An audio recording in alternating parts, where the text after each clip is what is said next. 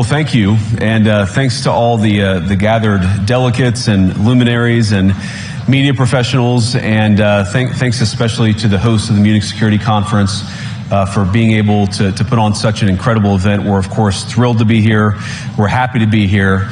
And, you know, one of the things that I wanted to talk about today is, of course, our shared values. And, you know, it's great to be back in Germany. As you heard earlier, I was here last year as United States Senator.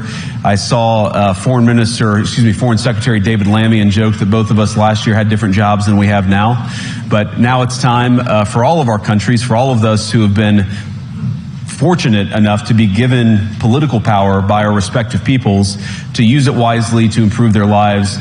And I want to say that, you know, I was fortunate in my time here to spend some time outside the walls of this conference over the last 24 hours. And I've been so impressed by the hospitality of the people, even as, of course, as they're reeling from yesterday's horrendous attack. And the first time I was ever in Munich was with my wife, actually, who's here with me today, on a personal trip. And I've always loved the city of Munich, and I've always loved its people. And I just want to say that we're very moved, and our thoughts and prayers are with Munich and everybody affected by the evil inflicted on this beautiful community. We're thinking about you, we're praying for you, and we will certainly be rooting for you in the days and weeks to come. Now,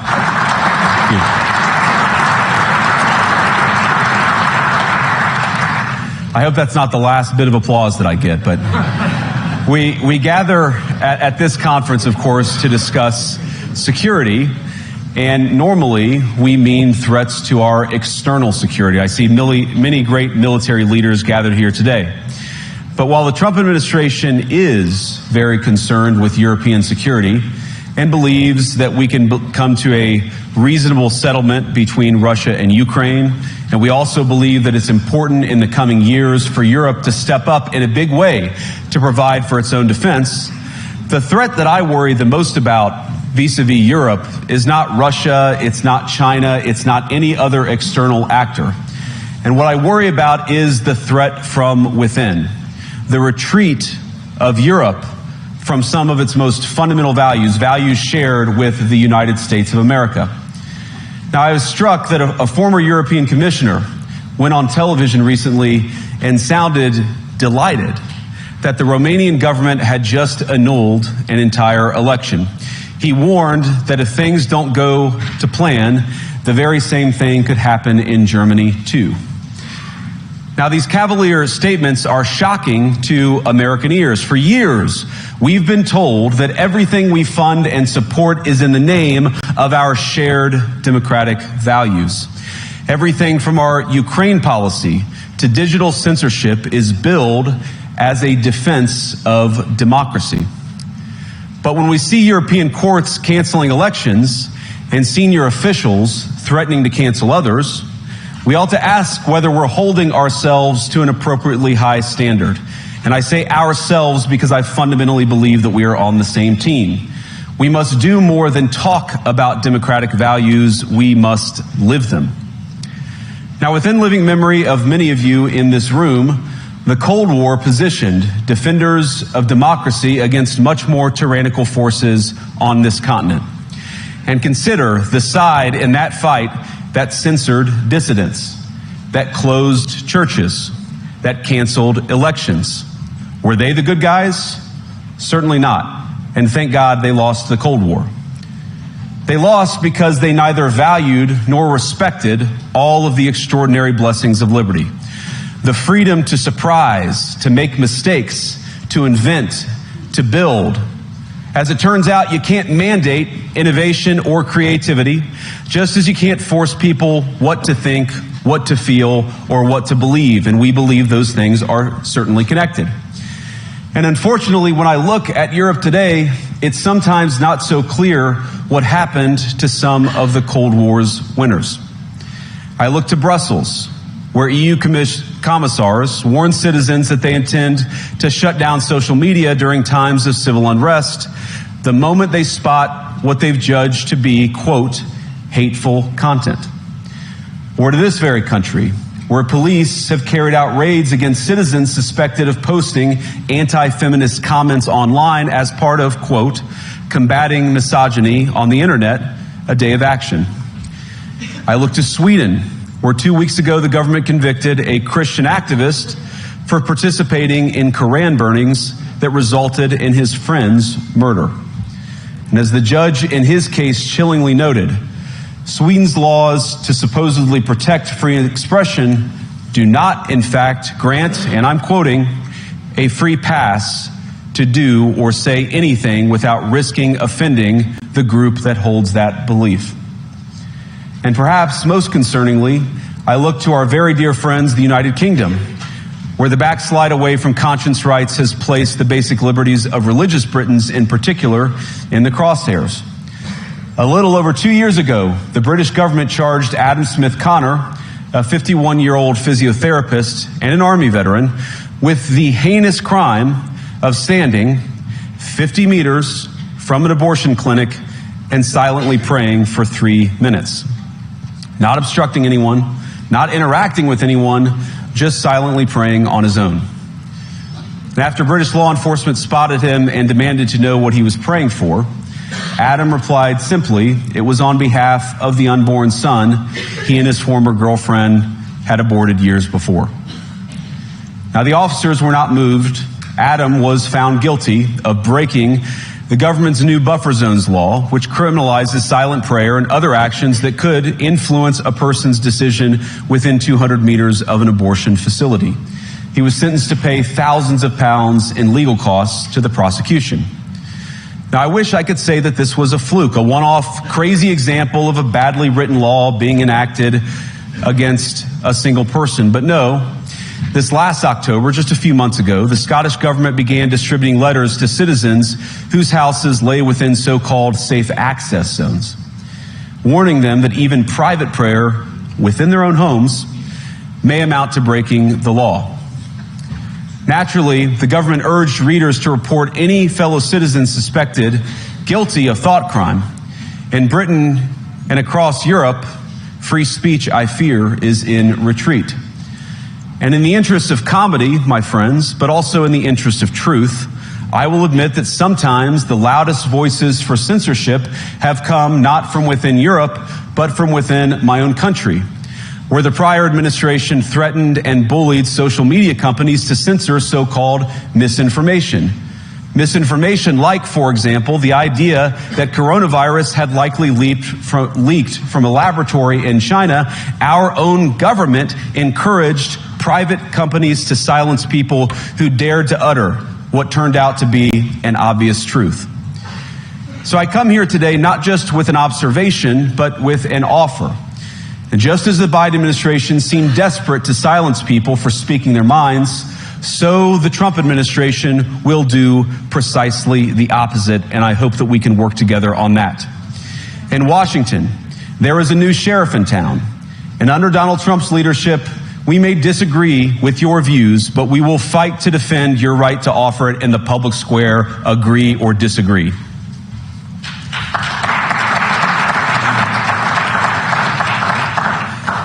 Now, we're at the point, of course, that the situation has gotten so bad that this December, Romania straight up canceled the results of a presidential election based on the flimsy suspicions of an intelligence agency and enormous pressure from its continental neighbors. Now, as I understand it, the argument was that Russian disinformation had infected the Romanian elections. But I'd ask my European friends to have some perspective. You can believe it's wrong for Russia to buy social media advertisements to influence your elections. We certainly do.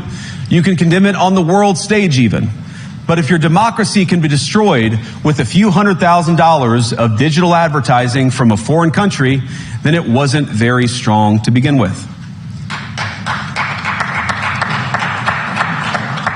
Now, the good news is that I happen to think your democracies are substantially less brittle than many people apparently fear.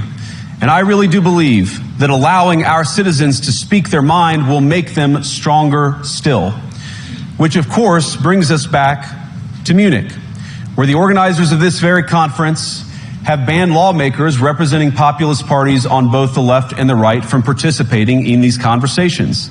Now again, we don't have to agree with everything or anything that people say. But when political leaders represent an important constituency, it is incumbent upon us to at least participate in dialogue with them.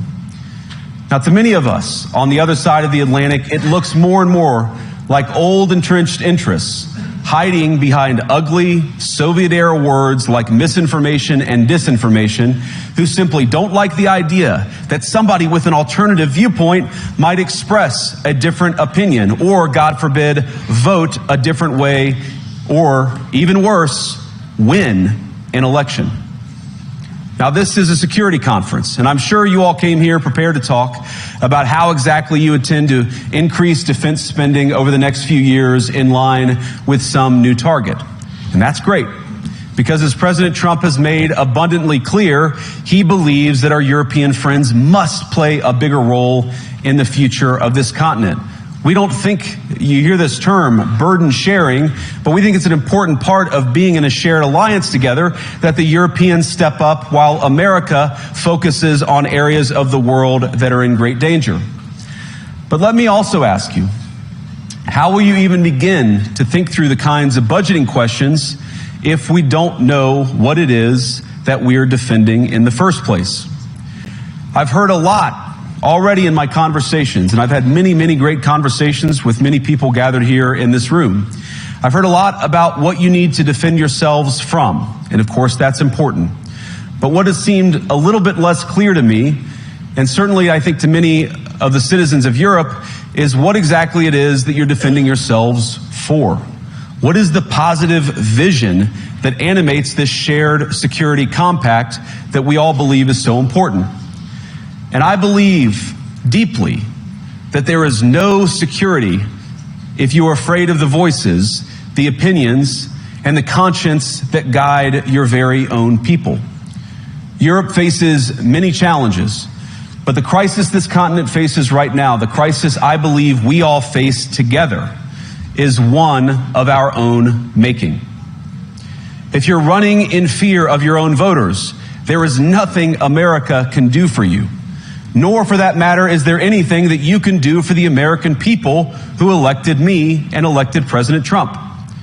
You need democratic mandates to accomplish anything of value in the coming years. Have we learned nothing that thin mandates produce unstable results?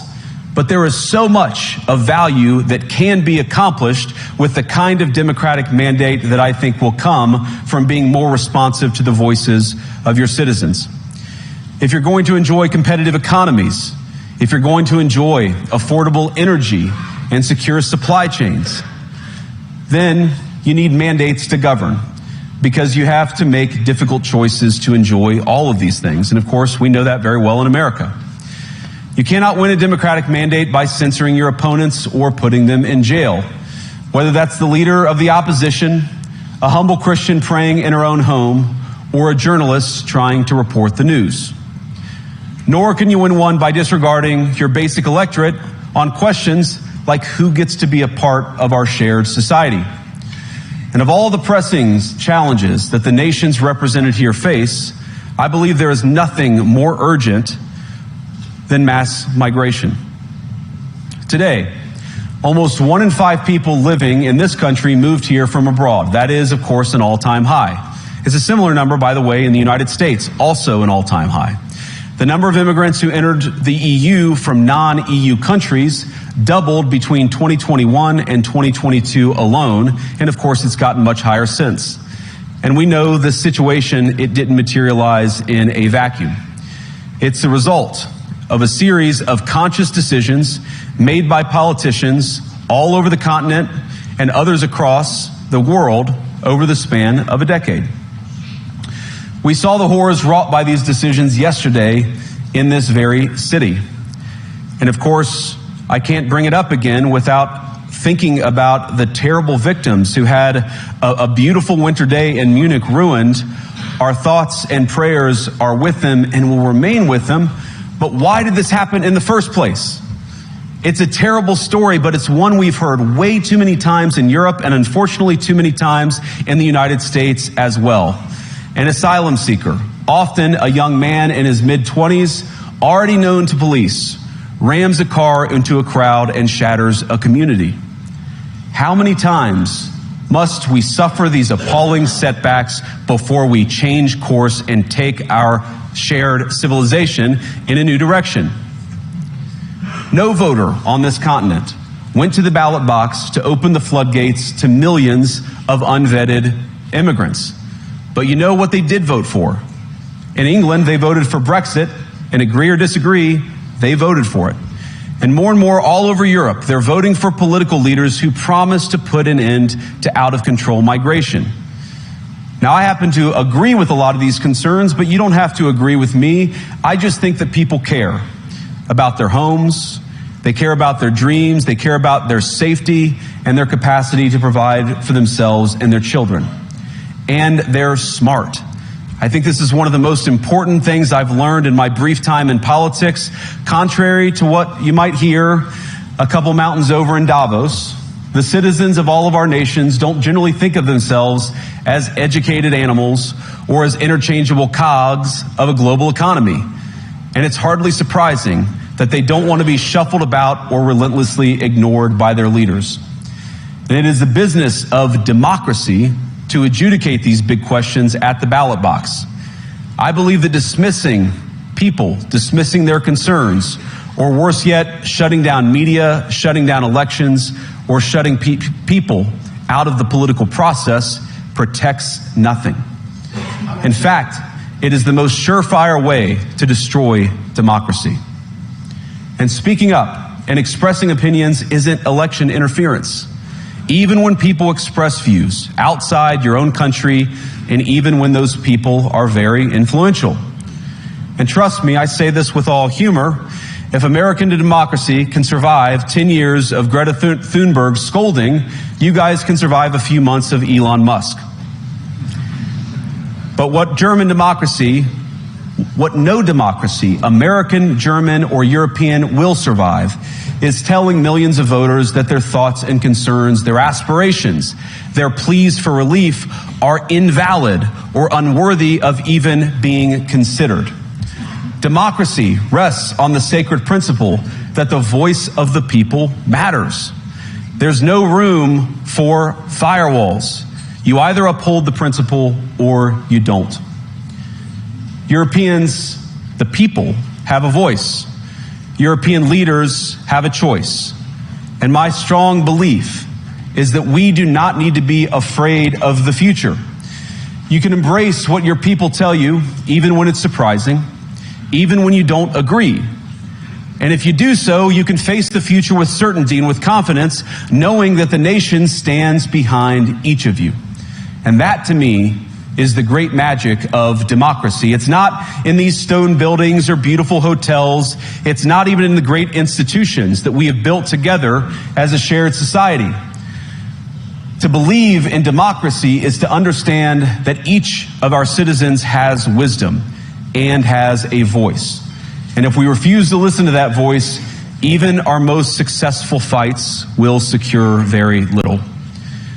As Pope John Paul II, in my view, one of the most extraordinary champions of democracy on this continent or any other, once said, "Do not be afraid." We shouldn't be afraid of our people, even when they express views that disagree with their leadership. Thank you all. Good luck to all of you. God bless you.